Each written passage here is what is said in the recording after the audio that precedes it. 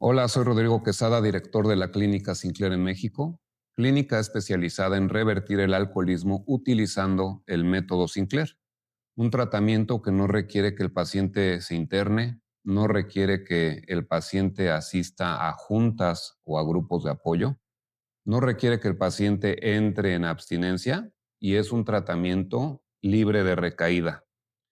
Te doy la bienvenida a este tercer episodio, donde vamos a ver el segundo de tres pilares en los que se va a sostener este método.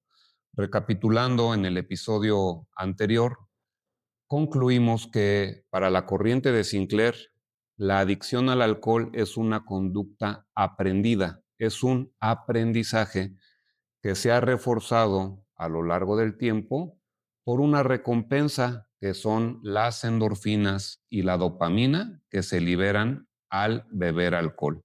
La conducta de beber alcohol y el cerebro esperar esta recompensa que son las endorfinas y dopamina que dan esta sensación placentera es un aprendizaje que se ha arraigado profundamente en el sistema de recompensa y que ha formado autopistas o caminos muy fortalecidos de comunicación neuronal que invitan a ser utilizados una vez el paciente se somete a situaciones que consideramos detonantes o disparadores y que ha relacionado en el pasado con el consumo de alcohol, principalmente pensamientos, estados de ánimo y situaciones que se perciben con los sentidos, olores, sonidos, ver anuncios espectaculares, etcétera. En este episodio vamos a poner la segunda pieza del rompecabezas, vamos a revisar el segundo pilar muy importante donde se va a sostener este tratamiento y es conocer un proceso cerebral que tenemos los seres humanos que se llama extinción. La mejor manera de explicarlo es recordar el experimento que realiza el científico que lo descubre hace más de 100 años, un científico ruso de nombre Iván Pavlov, ganador del Premio Nobel en 1904 por su trabajo e investigación en procesos digestivos. Sin embargo, al estar haciendo estos estudios, Pavlov se daba cuenta que cuando iba a alimentar al perro que tenía en su laboratorio, al presentarle el plato de comida, el perro ya estaba salivando, un proceso biológico normal que dentro de sus funciones tiene el formar un bolo alimenticio junto con el alimento, junto con el alimento que sea más fácil de tragar o de deglutir. A Pavlov le llama la atención por qué si el perro todavía no tiene el alimento dentro del hocico, por qué ya veo que se le está haciendo agua a la boca, como se dice comúnmente, por qué está salivando. Y entonces piensa, seguramente el perro sabe dónde está el alimento y me ve que voy para allá. O conoce ya el sonido que hace la bolsa cuando la abro, o al abrir la bolsa alcanza a percibir por el olfato el olor del alimento. Pero algo está sucediendo antes de que el perro tenga el alimento en el hocico, que se está activando este proceso de salivación. Pavlov empieza a experimentar haciendo sonar una campana antes de hacer este ritual para darle de comer al perro. Con el tiempo, se da cuenta que el perro, al escuchar el sonido de la campana, empieza a salivar profusamente. Pavlov entonces sale a la calle a buscar otro perro, le toca la campana y se da cuenta que no sucede nada.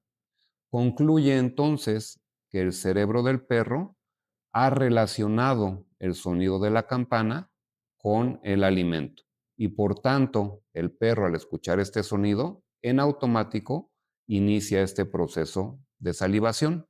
A eso se le va a llamar condicionamiento y es relacionar un estímulo neutral como lo es un sonido de campana con una respuesta que es incondicionada, que es la comida, y que se puede volver una condición al relacionar estas dos situaciones. El condicionamiento entonces consiste en esta relación de sus sucesos que no tendrían por qué tener relación entre sí, pero que el cerebro los ha unido.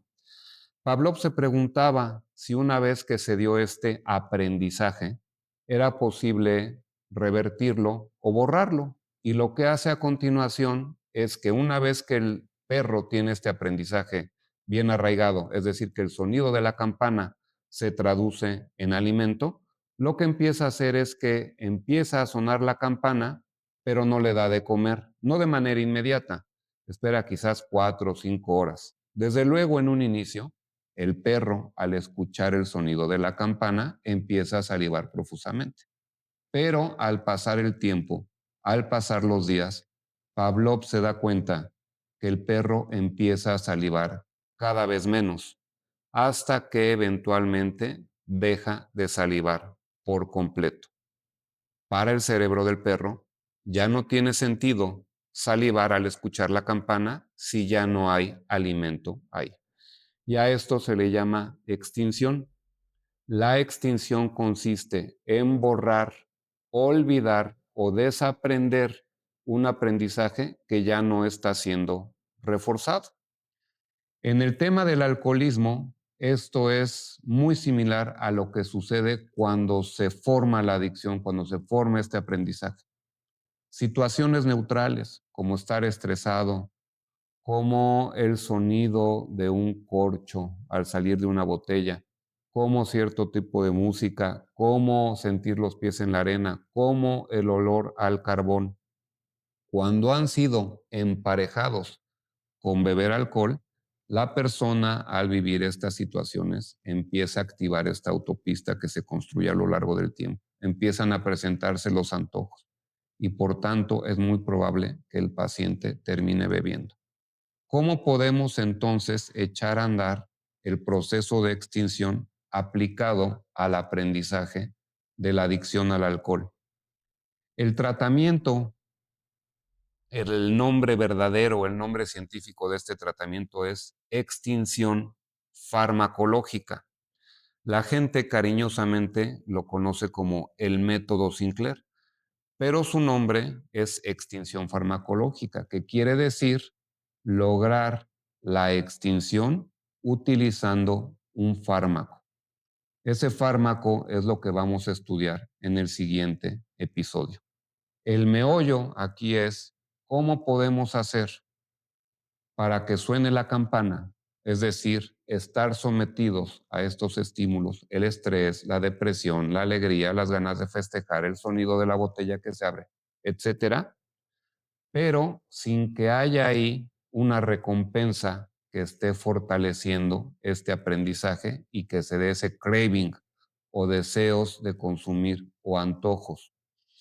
Durante muchos años te enseñaron que la respuesta era no tocar, pero la verdadera libertad se encuentra en tocar y que no suceda nada. Y para eso vamos a ocupar una herramienta, un medicamento que se llama naltrexona. Te voy a enseñar cómo funciona en el siguiente episodio. Agradezco que estés aquí. Quédate conmigo y vamos a seguir avanzando para develar el código y terminar con la adicción. Gracias.